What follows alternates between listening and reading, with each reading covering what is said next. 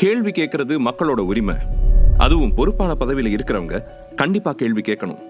அப்படி தமிழ்நாட்டு அரசியல் வரலாற்றை மாத்தி எழுதினதுதான் ஏன் அப்போதைய முதலமைச்சரான கருணாநிதியின் உறவினர்களும் சொத்து கணக்க காட்டக்கூடாது அப்படிங்கிற கேள்வி. கேள்வி கேட்கப்பட்ட நாள் அக்டோபர் 8, 1972. கேள்வி கேட்டது புரட்சி தலைவர் எம்ஜிஆர்.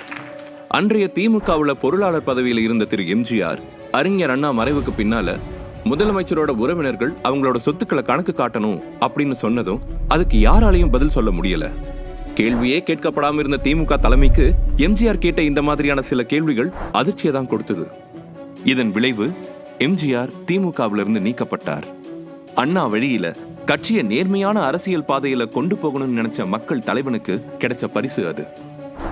ஒரு நடிகன் தானே, என்ன பண்ணிட போறாருன்னு நினைச்சது அன்னைக்கு இருந்த திமுக தலைமை. ஆனா இந்தியாவிலேயே முதல் தடவையா ஒரு சினிமா நடிகர் முதலமைச்சராகிறதுக்கு அவங்களே அஸ்திவாரம் போடுறாங்கன்னு அப்ப அவங்களுக்கு தெரியல. அறிஞர் அண்ணாவின் கொள்கைகளை உண்மையான வழியில மக்களுக்கு கொண்டு சேர்க்கணும்னு முடிவெடுத்த திரு எம்ஜிஆர் 1972 அக்டோபர் 17 அஇஅதிமுகங்கிற கட்சியை தொடங்குறாரு. அவருடைய அரசியல் எதிரிகள் எதிர்பார்த்ததுக்கு நேர் எதிரா தமிழ்நாட்டில் இருக்கிற ஒவ்வொருத்தரும் அவரை அவங்க வீட்டு பிள்ளையாகவே பார்க்க ஆரம்பிக்கிறாங்க. 1973 நடந்த திண்டுக்கல் நாடாளுமன்ற இடைத்தேர்தல்ல அதிமுக அமோகமா ஜெயிக்குது. 1977 சட்டசபை தேர்தல் வருது. மக்களோட ஏகோபித்த ஆதரவோட சாதி மத பேதம் இல்லாத ஒரு உன்னதமான ஆட்சி அமைது. நடிகரா இருந்து புரட்சி நடிகரா மாறின ஒருத்தர் தமிழ் மக்களோட புரட்சி தலைவரா தமிழ்நாட்டோட முதலமைச்சரா மாறின அற்புதமான நிமிஷம் அது.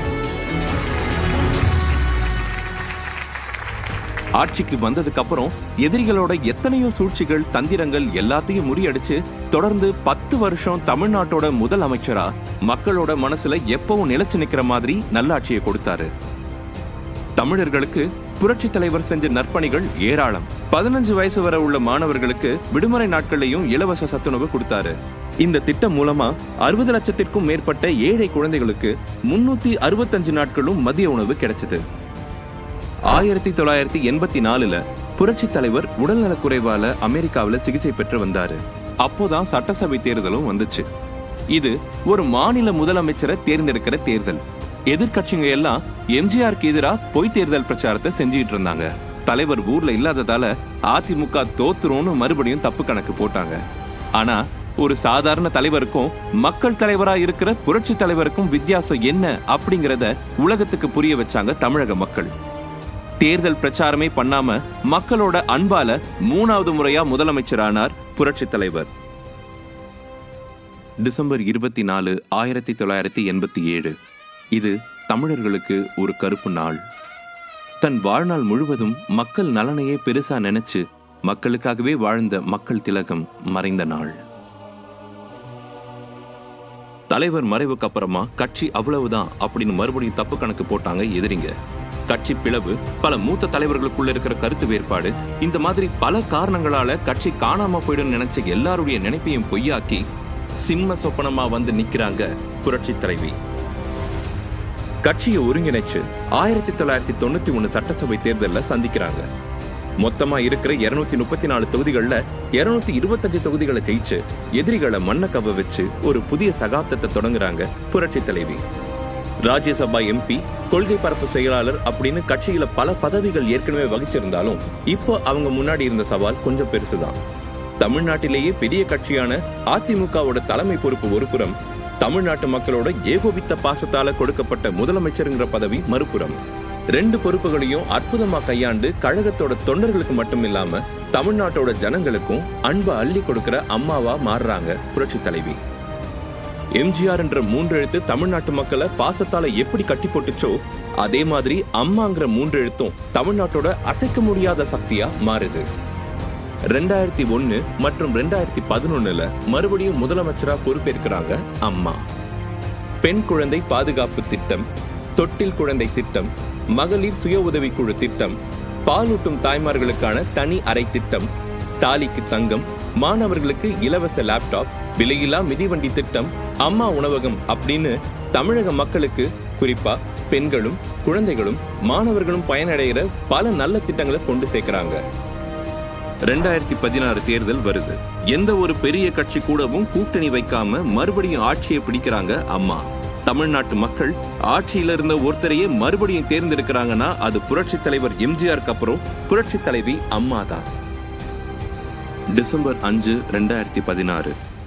5238 நாட்கள் தமிழ்நாட்டோட முதலமைச்சரா இருந்த நம்ம அம்மா இந்த உலகத்தை விட்டு மறைஞ்ச நாள். 29 வருஷத்துக்கு முன்னாடி ஒரு டிசம்பர் மாசத்துல புரட்சி தலைவருக்காக தமிழ்நாடு எப்படி கண்ணீர் சிந்துச்சோ அதே மாதிரி புரட்சி தலைவிக்காகவும் கண்ணீர் விடை கொடுத்தாங்க நம்ம தமிழக மக்கள்.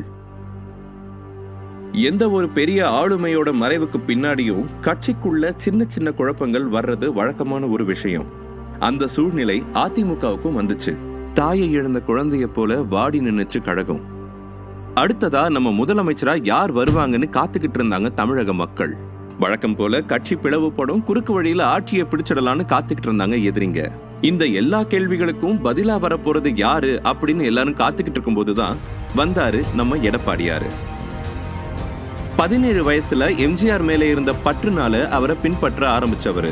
35 வயசுல அம்மாவோட தலைமையை ஏற்று எம்எல்ஏவா சட்டசபையில நுழைஞ்சவரு. எப்படி ஒரு காலத்துல புரட்சி தலைவர் புரட்சி தலைவிய கொள்கை பரப்பு செயலாளரா நியமிச்சாங்களோ அதே மாதிரி புரட்சி தலைவியாலேயே கட்சியோட கொள்கை பரப்பு செயலாளரா நியமிக்கப்பட்டவரு. கட்சியோட இக்கட்டான சூழ்நிலையிலையும் கட்சிக்காக அயராது பாடுபட்டவர்னு அம்மாவாலேயே புகழாரம் சூட்டப்பட்டவரு. எல்லா விதமான சவாலையும் சந்திச்சு சமாளிச்சு முதலமைச்சரா பொறுப்பேற்றிருக்காரு எடப்பாடியார். இன்னும் 4 நாள்ல ஆட்சி கவிழ்ந்துடும் கொக்கரிக்கிறாங்க எதிர்கட்சிக்காரங்க. 4 நாள் 4 வாரம் ஆச்சு, 4 வாரம் 4 மாசம் ஆச்சு, 4 மாசம் இப்ப 4 வருஷம் ஆக போகுது. கட்சி தொண்டர்களை அரவணைச்சு மூத்த தலைவர்களை அனுசரிச்சு அசைக்க முடியாத அரியாசனத்துல அதிமுகவை வைக்கிறாரு. சும்மாவா? அரசியல் அரிச்சுவடிய புரட்சி தலைவர்கிட்டையும் புரட்சி தலைவி கிட்டையும் கத்துக்கிட்டவராச்சே. இருந்தாலும் முதல்வர் வேட்பாளர் அறிவிக்கிறதுல கழகத்துக்குள்ள எப்படியாவது கலகம் வரும், அதை வச்சு ஆதாயம் தேடலான்னு காத்துக்கிட்டு இருந்தாங்க எதிரிங்க. அக்டோபர் 7, 2020 எதிரிகளோட எதிர்பார்ப்பை எல்லாம் தவிடுபொடியாக்கி கழகத்தோட ஒருங்கிணைப்பாளர் ஓ பன்னீர்செல்வம் அவர்கள் முதலமைச்சர் வேட்பாளரா தமிழக முதலமைச்சர் எடப்பாடியார அறிவிக்கிறாரு. கழக இணை ஒருங்கிணைப்பாளர் மாண்புமிகு முதலமைச்சர் அருமையான எடப்பாடி கே பழனிசாமி அவர்களை முன்னிறுத்து என்று ஒருமனதாக தீர்மானம் நிறைவுள்ளதை நான் மகிழ்ச்சியோடு அறிவிக்கிறேன். தடைகள் எத்தனை வந்தாலும் சூழ்ச்சிகள் எந்த திசையிலிருந்து வந்தாலும் எல்லாத்தையும் முறியடிச்சு கழகத்துக்கு எது தேவையோ தமிழக மக்களுக்கு எது தேவையோ அதை மட்டுமே குறிக்கோளா கொண்டு செயல்படுற இயக்கம் தான் இது. புரட்சி தலைவரால உருவாகி புரட்சி தலைவியால வளர்க்கப்பட்டு எடப்பாடியாராலையும் ஓ பன்னீர்செல்வம் அவர்களாலையும் வழி நடத்தப்பட்டு வர பேர் இயக்கம் இது. பொன்மனச்செம்மல் புரட்சி தலைவர் எம்ஜிஆர், இதயம் புரட்சி தலைவி அம்மா அவர்கள் இருவரும் மக்களுக்காக வாழ்ந்து மறைந்த ஒப்பற்ற தலைவர்கள்.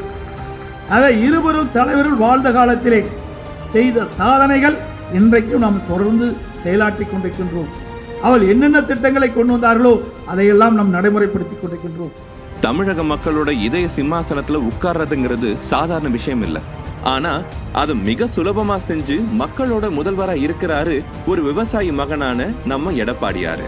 எளிமை, தன்னடக்கம், பொறுமை அப்படின்னு ஒரு தலைவனுக்கு உண்டான எல்லா குணங்களோட தமிழகத்தை அடுத்த கட்டத்துக்கு எடுத்துட்டு போறாரு நம்ம முதல்வர். இப்பவும் கூட எதிரிகள் அவங்களோட பொய் அறிக்கைகள் மூலமாவும் தரங்கெட்ட அரசியல் மூலமாவும் கழகத்தை வீழ்த்திடலாம்னு சூழ்ச்சி செஞ்சுட்டு தான் இருக்காங்க. 1972 ஒரு சாதாரண நடிகன் தானேன்னு தப்பு கணக்கு போட்ட எதிரிங்க 1989 ஒரு சாதாரண பெண்மணி தானேன்னு தப்பு கணக்கு போட்ட அதே எதிரிங்க. ஆனா அவங்க 2 பேருமே மக்களோட மனசுல சகாப்தமா இருக்கிறவங்க அப்படின்றது உலகறிஞ்ச விஷயம். அதே மாதிரி அதே எதிரிங்க இப்ப 2020 இவர் ஒரு சாதாரண விவசாய மகன் தானேன்னு தப்பு கணக்கு போட்டுட்டு இருக்காங்க.